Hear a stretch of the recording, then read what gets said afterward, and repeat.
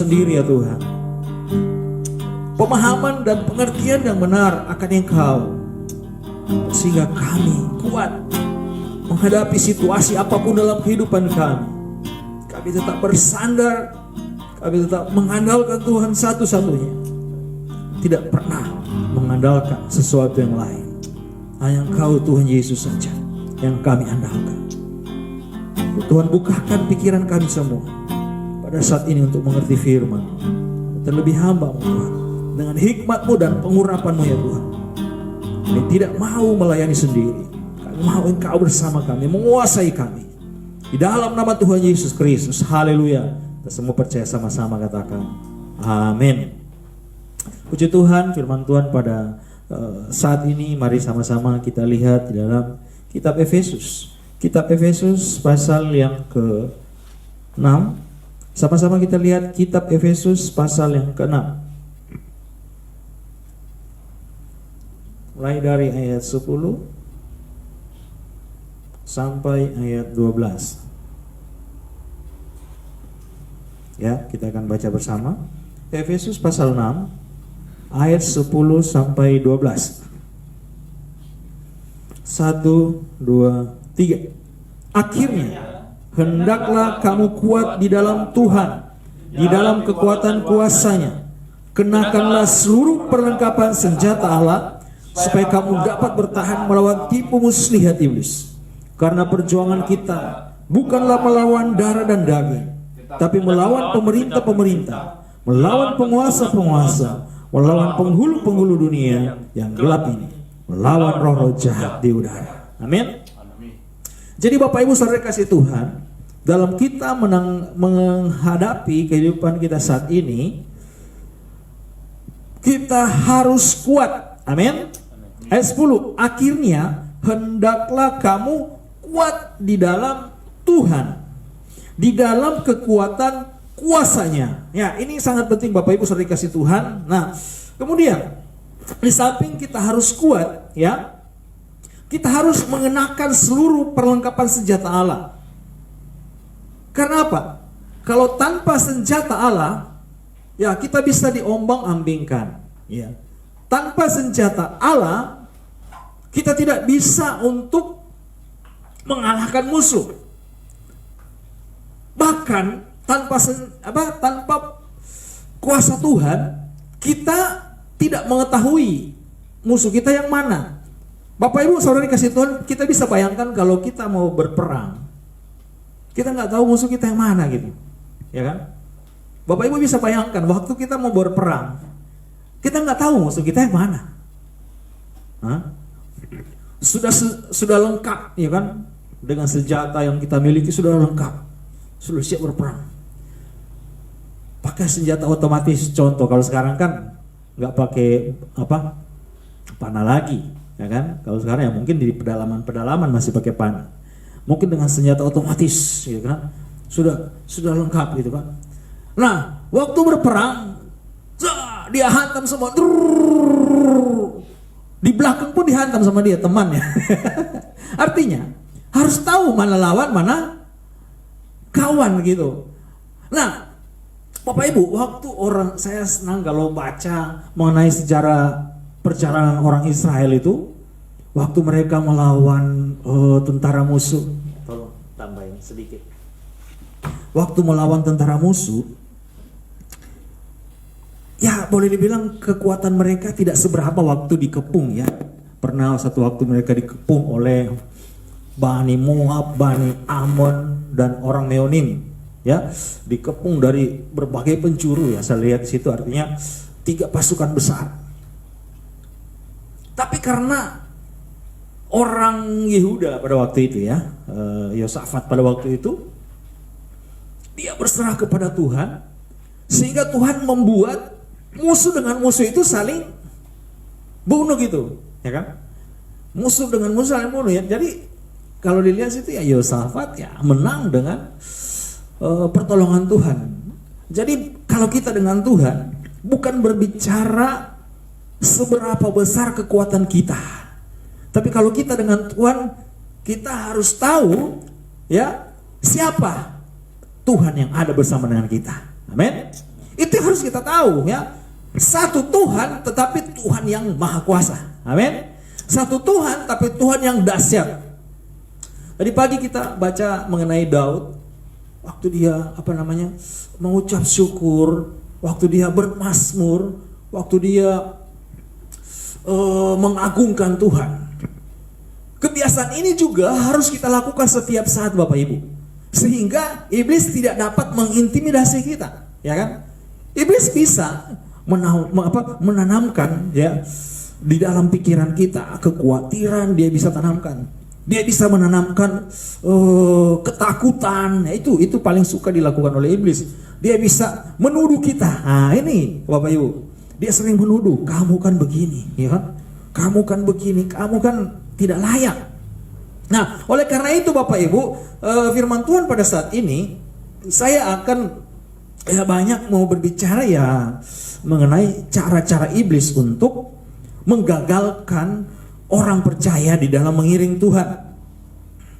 Di ayat yang ke-11, kenakanlah seluruh perlengkapan senjata Allah supaya kamu dapat bertahan melawan tipu muslihat iblis. Kalau kita belajar di kitab Efesus ini Bapak Ibu ya, di perjanjian baru ini, di mana Yesus itu sudah menyelesaikan. Yesus itu sudah selesai melakukan karya keselamatan. Dan dia sudah mencurahkan darahnya menjadi materai, sehingga orang-orang percaya ini ya sudah memiliki kuasa itu, sudah diperlengkapi dengan senjata itu. Kalau kita sudah percaya Yesus, sudah melakukan firman-Nya, kita yang sudah menerima dia secara pribadi, bahkan kita yang sudah menerima dan memahami benar, percaya bahwa Yesus Kristus Tuhan satu-satunya. Amin. Nah, itu sudah klop ya. Sudah mantap itu. Kalau kita sudah percaya bahwa Yesus Kristus Tuhan satu-satunya. Haleluya. Nah, supaya kamu dapat bertahan melawan tipu muslihat iblis. Jadi ternyata kuasa iblis itu sudah kalah gitu. Kuasa iblis itu sudah dikalahkan dengan pengorbanan Yesus di kayu salib ya. Kalau kita berbicara itu panjang, bagaimana maksud dari kematian Yesus di kayu salib itu mungkin nanti kita di Paskah ya. Tapi yang saya mau ungkapkan pada saat ini Bapak Ibu, saya ingin kasih tahu dan saya ingin kita sama-sama belajar bagaimana kepekaan kita untuk melihat cara kerja iblis itu ya. Cara kerja iblis. Bapak Ibu saudari kasih Tuhan, kuasa iblis itu sudah dikalahkan. Amin. Kenapa orang percaya ya seringkali masih kalah gitu, padahal kuasa iblis sudah dikalahkan. Tapi kenapa orang percaya seringkali kalah? Karena tipu muslihat ini masih ada. Nah, tipu muslihat apa yang seringkali iblis tawarkan dalam kehidupan kita Bapak Ibu? Yang saya bilang tadi ya. Ada kalanya dia mau mendakwa kita, ya. Ada kalanya iblis mau mendakwa kita lewat pikiran kita, sehingga kita selalu ketika kita mau datang kepada Tuhan kita dituduh gitu. Kita selalu tertuduh. Ini Bapak Ibu salah satu cara yang paling jitu dilakukan oleh iblis, ya. Minggu lalu kayaknya kita sudah berbicara mengenai siapa Tuhan, ya. Allah yang benar. Nanti sebentar kita masuk ke situ lagi. Kemudian kita sudah mempelajari juga ya di dalam ibadah-ibadah keluarga bagaimana iblis itu seperti apa, cara kerjanya seperti apa ya. Ini terus-terus ya kita belajar mengenai hal ini ya. Ini berkesinambungan terus ya Bapak Ibu. Nah, sekarang saat ini kita akan melihat bagaimana cara tipu muslihat iblis ini, padahal kuasanya sudah dikalahkan. Nah, Bapak Ibu saudara dikasih Tuhan, mari kita lihat bersama-sama di dalam Yohanes pasal yang ke-8. Yohanes kalau sudah bicara pasal 8, mungkin orang sudah bisa menebak-nebak akan berbicara mengenai hal apa itu. Yohanes pasal 8. Nah, kita akan lihat mulai dari ayat yang ke-24. Tolong baca. Yohanes 8 ayat yang ke-24. Karena itu tadi aku berkata kepadamu bahwa kamu akan mati dalam dosamu. Sebab jikalau kamu tidak percaya bahwa akulah dia, kamu akan mati dalam dosamu. Bapak Ibu Saudari kasih Tuhan, ya. Firman Tuhan ini mengatakan bahwa kita akan mati, ya. Jikalau kamu tidak percaya bahwa akulah dia, kamu akan maksudnya begini. Ini saya tinggal ulang-ulang lagi, ya. Dia mati di sini, mati dalam dosa, itu berbicara kematian kekal, maut. Tetapi ketika tubuh kita ini mati, kita mati dalam Tuhan, Tuhan kan bilang berbahagialah orang yang mati dan mati dalam Tuhan, ya kan? Pasti ada kehidupan yang kekal. Yang mati karena dosa ini berbicara mati dan masuk alam maut, kebinasaan. Nah, kita semua manusia yang ada, yang hidup, tak luput dari yang namanya dosa, ya kan? Atau ada yang tidak berdosa di sini? Ada? Yuslim? Oh, seperti anak kecil katanya. Anak kecil tidak mengerti apa-apa. Tapi ada satu hal Bapak Ibu. Pernah enggak kita berhadapan dengan orang, ya, atau anak-anak yang sudah mengerti? Apakah kita perlu mengajarkan mereka untuk melakukan dosa? Kira-kira, ya, perlu nggak kita mengajarkan manusia untuk melakukan dosa? Kalau untuk kebenaran, kebaikan perlu diajarkan, ya kan? Kalau untuk berbuat dosa, nggak perlu. Kenapa? Hah? Karena memang dosa itu sudah jadi bawaan, ya, dari Adam. Itu dosa bawaan. Manusia cenderung untuk berbuat dosa, nggak perlu diajarin. Untuk berbuat dosa nggak perlu diajarkan. Nah, tapi di sini firman Tuhan bilang, kalau kita mati dan kita tidak percaya Yesus Kristus Tuhan, dosa yang kita bawa dari Adam itu akan membawa kita kepada kematian. Makanya kan ada bahasanya Adam yang kedua, itu ada Yesus Kristus Tuhan yang datang. Ketika kita menerima Dia, percaya Dia, dosa kita dihapus. Amin. Bukan dosa kita ditebus. Ya, kita harus belajar. Yang ditebus bukan dosa, itu kita kemana? Ya kan, kita yang ditebus. Amin. Dosa kita dihapus, ya kan? Itu yang Alkitabiah. Alkitab mengatakan bahwa kita yang ditebus, dosa kita dihapus, ya kan? Dosa yang merah seperti daun kirmisi, ya kan? Kain kirmisi, ya, putih seperti salju. Ada dua bahasa itu. Ada lagi yang akan diputihkan seperti bulu domba, ya kan? Dosa kita yang, ya pokoknya dosa kita yang, ya seperti saya katakan tadi, nggak perlu diajari untuk berbuat dosa, ya kan? Karena memang pada dasarnya manusia itu sudah berdosa. Nah, kamu akan mati di dalam dosamu kalau kamu tidak percaya. Makanya Bapak Ibu, strategi iblis, ya. Jadi Bapak Ibu harus tahu bahwa iblis itu ada. Iblis itu ada. Orang yang percaya Tuhan Yesus adalah roh, dia juga harus percaya bahwa iblis itu ada, dan iblis itu juga roh. Tetapi kan Tuhan bilang kita harus menyembah Allah yang adalah roh. Allah itu adalah roh. Kita harus menyembah Dia dalam roh dan kebenaran. Manusia memiliki roh, dan manusia itu pasti akan menyembah. Amin. Manusia akan menyembah. Nah, makanya Yosua waktu dia berhadapan dengan orang Israel, dia katakan, pilihlah pada saat ini, kamu mau menyembah siapa, ya kan? Apakah kamu mau menyembah Allahnya? Allah di sini huruf kecil. Kamu mau menyembah Allah yang disembah oleh leluhur-leluhur.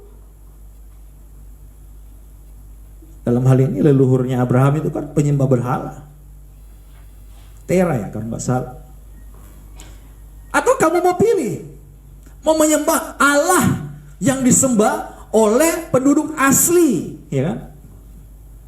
Lalu kita yang merantau, apakah kita mau menyembah Allah yang disembah oleh orang-orang yang ada di tempat ini? Tetapi Yosua berkomitmen pada waktu itu, dia katakan begini, tetapi aku dan seluruh keluargaku, kami akan menyembah Tuhan Allah yang hidup, atau yang sekarang namanya Yesus Kristus. Itu pilihan Bapak Ibu. Nah, di sini ada jaminan kalau kita mau beribadah ya. Ibadah yuk semalam kita berbicara mengenai ibadah yang benar, ya. Ini nyambung-nyambung ya bagi siapa yang rajin beribadah, nyambung-nyambung sebenarnya firman Tuhan ya. Ini kalau kita biarkan Roh Kudus bekerja, itu nyambung-nyambung. Nah, ada ibadah yang tidak berkenan. Jadi jangan asal kita beribadah. Ada ibadah yang berkenan, ada ibadah yang tidak berkenan. Sampai di kitab Yesaya katakan percuma beribadah kalau ibadah itu hanya, ada yang katakan hafal-hafalan manusia.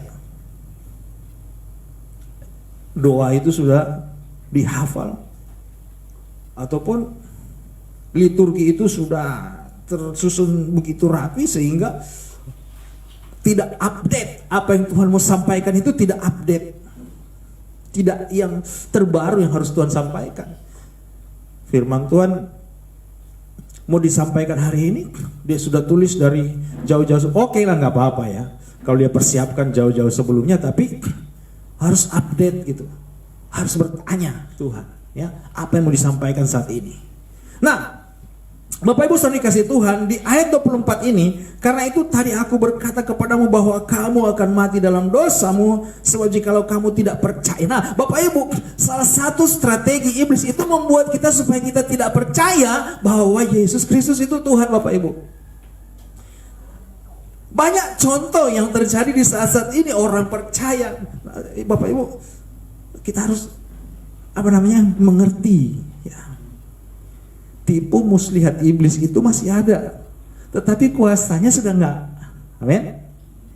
Yang ada tipu muslihatnya. Makanya maksud saya begini, kuasanya itu sudah takluk di dalam Yesus. Di dalam nama Yesus kuasa iblis itu sudah ditaklukkan. Tipu muslihatnya masih ada. Artinya kuasa iblis itu ada, tetapi jauh di bawah dari kekuasaan Tuhan. Ya, Tuhan kan yang maha kuasa. Amin. Sadai Allah maha kuasa. Waktu itu kita nyanyikan puncaknya itu kita nikmati enggak? Tapi waktu kita menyanyi Allah maha kuasa, kita kalau kita imani itu ada kekuatan yang kita rasakan, spirit. Amin. Waktu kita nyanyi dengan sungguh-sungguh gitu, Allah maha kuasa. Nah, iblis tidak mau itu.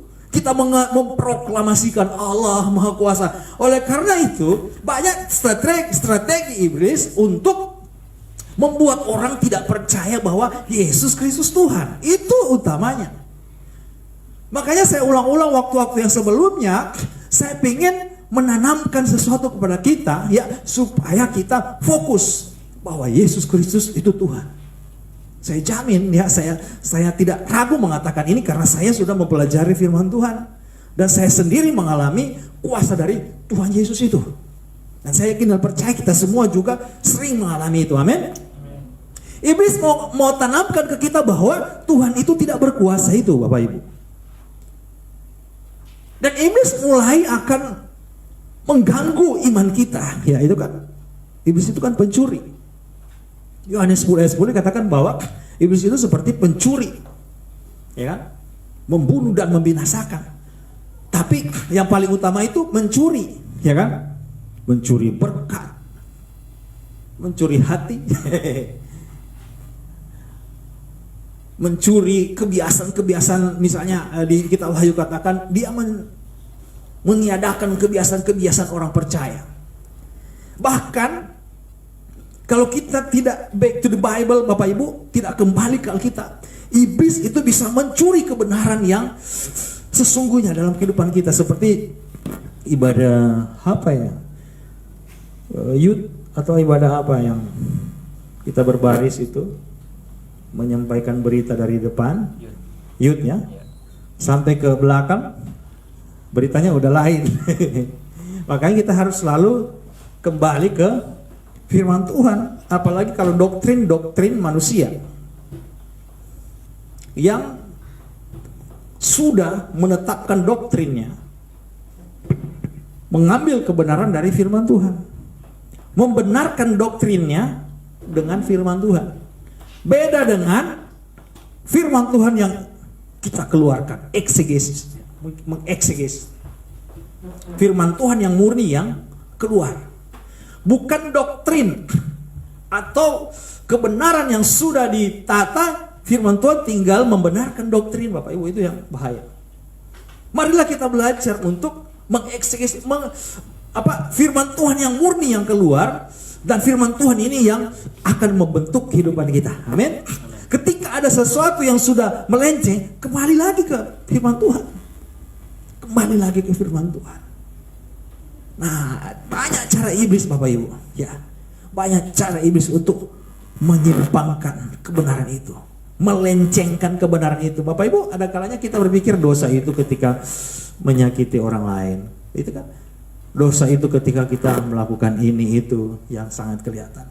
Tapi tanpa kita sadari, dosa itu kita melenceng dari firman. Artinya firman Tuhan mengatakan bahwa Yesus Kristus Tuhan, kita sudah mulai berpikir, Yesus Kristus kan hanya diutus, Yesus Kristus kan manusia. Nah, ini bahaya, Bapak Ibu.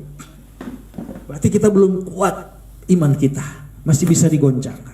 Mulai pudar. Jadi kita berdoa dalam nama Yesus itu hanya sebagai slogan saja. Padahal iman kita itu sudah nggak ada. Power itu sudah nggak ada. Karena kita sudah beranggapan bahwa Yesus itu hanya utusan, iya kan?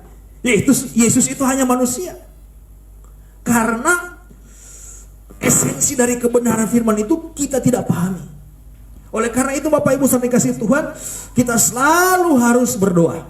Kita harus selalu membaca firman Tuhan ini dengan utuh dan kita keluar eksekusi firman Tuhan itu yang murni. Amin. Dengan bantuan kuasa Roh Kudus. Nah, Bapak Ibu saudara kasih Tuhan, ini yang sangat mendasar bagi iman kita. Orang percaya bahwa iblis itu akan membuat pengertian yang benar itu memudar. Dan orang paling suka itu kalau hikmat manusia, ya kan? Apalagi kepintaran manusia itu, orang kalau melihat itu bisa sampai matanya bisa sampai terbawa, ya. Apalagi kalau ditambah dengan yang lucu-lucu, ya kan? Buat orang nonton bisa. Tapi ada kalanya kalau firman Tuhan kan sering menegur. Ya, tapi Bapak Ibu saudara kasih Tuhan, kalau kita sudah intim dengan Tuhan, kita mau selalu ditegur oleh firman Tuhan. Amin. Kita mau selalu dibentuk oleh firman Tuhan. Itu sudah menjadi kesukaan gitu. Kita selalu dikikis, ya. Wah, haleluya. Nah, jadi tipu muslihat iblis yang pertama adalah dia mau supaya kita mati dengan membawa dosa-dosa itu, supaya nanti menemani dia di neraka. Itu. Bapak Ibu, neraka belum ada, ya. Neraka belum ada. Ya, surga juga belum ada. Tetapi Firdaus itu sudah ada. Firdaus itu berbicara keadaan orang-orang yang nanti pergi ke surga. Alam maut sudah ada. Orang-orang yang nanti pergi ke neraka. Neraka nanti satu waktu baru Tuhan kasih. Surga juga begitu, nanti ada waktunya. Tapi orang-orang yang transit untuk ke situ sudah ada, tempatnya itu sudah ada. Nah, Bapak Ibu saudara kasih Tuhan, kemudian tipu muslihat yang dikerjakan oleh iblis. Nah, coba kita maju lagi Yohanes pasal 8. Yohanes pasal 8 tadi di ayat 44. Coba baca. Yohanes pasal 8 ayat 44. Yohanes pasal 8 ayat 44. Iblislah yang menjadi bapamu dan kamu ingin melakukan keinginan-keinginan bapamu. Ia adalah pembunuh manusia sejak semula dan tidak hidup dalam kebenaran, sebab di dalam dia tidak ada kebenaran. Apabila ia berkata dusta, ia berkata atas kehendaknya sendiri, sebab ia adalah pendusta dan bapa segala dusta. Bapa segala pendusta. Jadi Bapak Ibu saudara kasih Tuhan, ini yang harus kita ketahui. Ya, mungkin minggu depan saya masih di sini ya, berbicara mengenai iblis dan cara kerja kuasa gelap. Ini baru pembuka. Ya. Iblis yang menjadi bapamu dan kamu ingin melakukan keinginan. Apa maksud dari ayat 44 ini? Sebelumnya sempat terjadi argumen Yesus dengan orang-orang Yahudi. Di ayat 37 katakan begini, aku tahu bahwa kamu adalah keturunan Abraham, tapi kamu berusaha untuk membunuh aku karena firmanku tidak beroleh tempat dalam kamu. Ayat 38. Apa yang kulihat pada Bapa, itulah yang kukatakan, dan demikian juga kamu perbuat tentang apa yang kamu dengar dari bapamu. Bapamu yang dimaksud ini adalah Abraham ya. Karena Bapa di sini huruf kecil. Ayat 39. Jawab mereka kepadanya, Bapa kami ialah Abraham. Kata Yesus kepada mereka, jikalau sekiranya kamu anak-anak Abraham, tentulah kamu mengerjakan pekerjaan yang dikerjakan oleh Abraham. Ayat 40, tetapi yang kamu kerjakan ialah berusaha membunuh aku. Aku seorang yang mengatakan kebenaran kepadamu, yaitu kebenaran yang ku dengar dari Allah. Pekerjaan yang demikian tidak dikerjakan oleh Abraham. Ayat 41, kamu mengerjakan pekerjaan bapamu sendiri. Jawab mereka, kami tidak dilahirkan dari zina. Bapa kami satu, yaitu Allah. Ayat 42, kata Yesus kepada mereka, jikalau Allah adalah bapamu, kamu akan mengasihi aku, sebab aku keluar dan datang dari Allah. Dan aku datang bukan atas kehendakku sendiri, melainkan dialah yang mengutus aku. Apakah sebabnya kamu tidak mengerti bahasaku? Sebab kamu tidak dapat menangkap firmanku. Perkataan Yesus, firmanku. Kalau firman yang huruf besar, firman itu berbicara dirinya, ya, firman itu dirinya. Tetapi di sini firman huruf kecil terus ku besar, berarti itu perkataan dari Yesus atau dari yang Maha Kuasa itu. Nah, Yesus mengatakan bahwa orang-orang Yahudi ini iblislah yang menjadi bapa mereka, karena mereka tidak percaya bahwa Yesus ini dari Allah. Ya kan? Saya sudah menjelaskan ya mengenai kalau kita baca kitab Injil, kita harus tahu konteks waktu bahwa Yesus itu pada waktu itu manusia. Dan dia mengatakan bahwa Bapa lah Allah itu. Bapa itu adalah yang mengutus dia. Itu berlaku selama Yesus menjadi manusia. Itu konteks waktunya sudah lewat. Dan ini yang harus kita pahami juga bahwa saat ini tidak seperti saat itu. Saat ini Yesus tidak lagi sebagai manusia, ya kan? Dia sudah kembali kepada kealahannya, ya. Dia mengkiaskan, memakai kata kiasan bahwa Bapa itu anak dirinya sendiri. Makanya kalau lihat Bapa lihat dia, ya kan? Sama sebenarnya. Dia keluar dari Allah gitu. Tadi ayat 42. Kata Yesus kepada mereka, jikalau Allah adalah Bapamu, kamu akan mengasihi aku, sebab aku keluar dari dan datang dari Allah. Makanya di sini dia tidak katakan aku datang dan keluar dari Bapa. Kira-kira Bapak Ibu bisa pahaminnya. Yesus keluar dan datang dari Allah. Makanya Yesus manusia itu ya katakan anak Allah. Anak Allah di sini bukan berarti anak yang keluar. bukan Allah itu memiliki istri, enggak. Anak Allah di sini keluar dari Allah, gitu. Dia jadi manusia, bukan keluar dari Bapa ya. Nah, beda kan? Keluar dari Allah. Allah itu siapa? Sebenarnya dia sendiri. Amin. Terbukti di kitab Wahyu bahwa Yesuslah Allah. Yesuslah firman Tuhan Allah. Luar biasa. Jadi kita harus pahami, saya baca lagi ayat 42 ini. Yohanes pasal 8 ayat 42. Kata Yesus kepada mereka, jikalau Allah adalah Bapamu, kamu akan mengasihi aku, sebab aku keluar dari dan datang dari Allah, dan aku datang bukan atas kehendakku sendiri, melainkan Dia yang mengutus aku. Nah, Bapak Ibu saudara dikasih Tuhan, iblis yang menjadi papa dari orang Yahudi pada waktu itu kalau mereka tidak mempercayai Dia, dan memang sulit Bapak Ibu. Orang kalau kehidupan duniawinya tinggi, tidak tidak mau menyembah Allah dalam roh, susah Bapak Ibu, susah untuk nyambung. Makanya kan Yesus sudah ingatkan sebelumnya, masih di Yohanes pasal 4, dia sudah ingatkan kita harus menyembah Dia dalam roh dan kebenaran. Kita manusia memiliki roh dan identik dengan menyembah Bapak Ibu. Oleh karena itu, tiap hari kita itu harus menjadi pribadi-pribadi yang menyembah. Amin. Harus menyembah gitu, harus menyembah ya dalam roh gitu, harus menyembah Allah dalam roh dan kebenaran. Tiap kalau boleh tiap pagi ya, itu paling sedikit tiap pagi kita harus menyembah gitu. Siang malam juga kita bisa menyembah Tuhan, bahkan setiap saat kita harus menyembah Dia ya. Connect terus, sama seperti jaringan HP gitu. Kalau dimatikan paket datanya kan, kita nggak akan dapat berita-berita internet ya kan.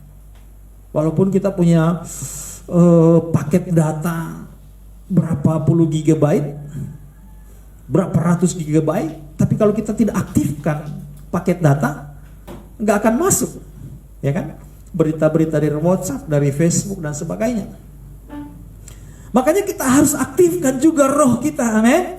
Roh kita menyembah Dia, membuka hati seperti lagu tadi. Ku buka hati untuk jamahanmu, berserah penuh di hadiratmu, kau ambil alih seluruh hidupku, di altarmu menyembahmu. Amin. Sebenarnya lagu ini lagu andalan saya. Kita harus buka hati terus setiap hari, supaya kita mendapatkan berita-berita yang update. Termasuk kita harus tahu cara kerja kuasa gelap ini.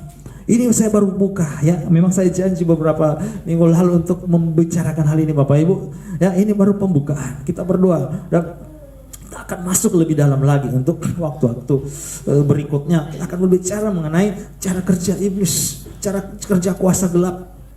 Waktu-waktu yang lalu saya sering singgung ya. Tadi sebenarnya kenapa saya tanya, kalau kita sudah siap berperang, kita harus tahu siapa musuh kita. Amin. Karena tipe muslihat iblis itu, dia bisa memprovokasi kita Bapak Ibu. Artinya sehingga kita tidak tahu siapa lawan, siapa kawan, siapa lawan. Kalau Bang Ciam tahu siapa lawan sekarang? Hah? Contoh, kalian kan pemain sepak bola, ya kan? Kalau kalian tidak tahu siapa lawan, siapa kawan, teman lagi bawa bola. Istilahnya apa itu kalau bawa bola? Hah? Giring bola ya. Ya, lagi giring bola, langsung padahal dia tinggal tendang masuk. Ya, bahkan bisa bunuh diri kalau tidak fokus. Begitu juga kita Bapak Ibu.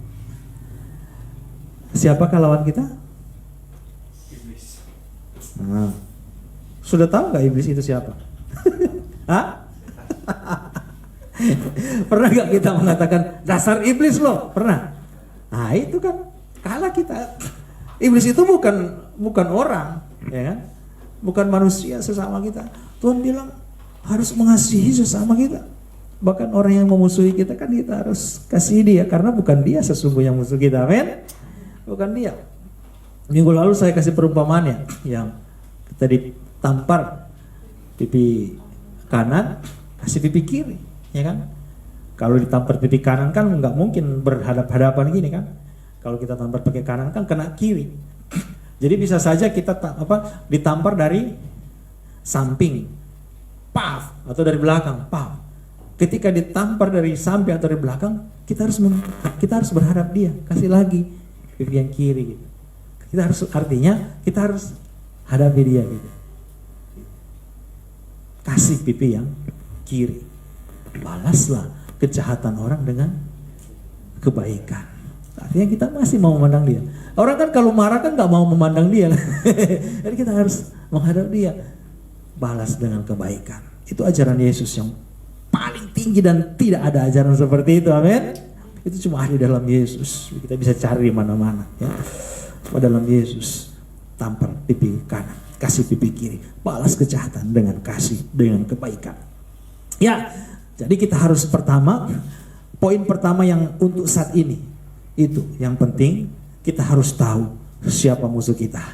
Karena itu yang ditulis di dalam Efesus pasal 6 di ayat yang ke-12. Karena perjuangan kita bukanlah melawan darah dan daging, tetapi melawan pemerintah-pemerintah, melawan penghulu-penghulu, melawan penguasa-penguasa, roh-roh jahat di udara. Nah, ini musuh kita, ya.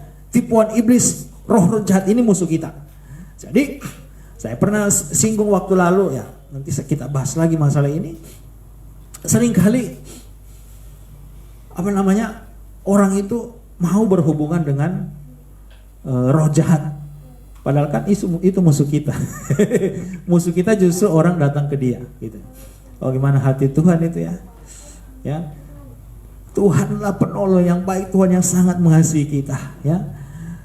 Musuh kita itu roh jahat itu. Tapi pada kenyataannya kan masih banyak orang yang bertanya kepada roh pelamal, bertanya kepada arwah-arwah orang yang sudah mati. Padahal sebenarnya sudah bukan orang itu lagi. Ini tipu musyiat iblis juga ini. Supaya orang itu menghadapi ikatan kuasa gelap, ya kan? Musuh sebenarnya yang harus kita lawan adalah roh-roh itu. Tapi kadang-kadang kan orang mau untuk menyembah roh-roh itu. Makanya saya singgung tadi di awal bahwa salah menyembah. Salah menyembah membawa kehidupannya juga akan terperosok. Bahkan bisa kehidupannya tidak ada damai sejahtera. Tapi kalau kita menyembah Allah, terus menyembah Allah dalam roh dan kebenaran, awalnya itu harus kita buka hati untuk zaman kuasa Roh Kudus dan firman Tuhan ini yang harus kita selalu renungkan setiap saat, setiap waktu. Amin.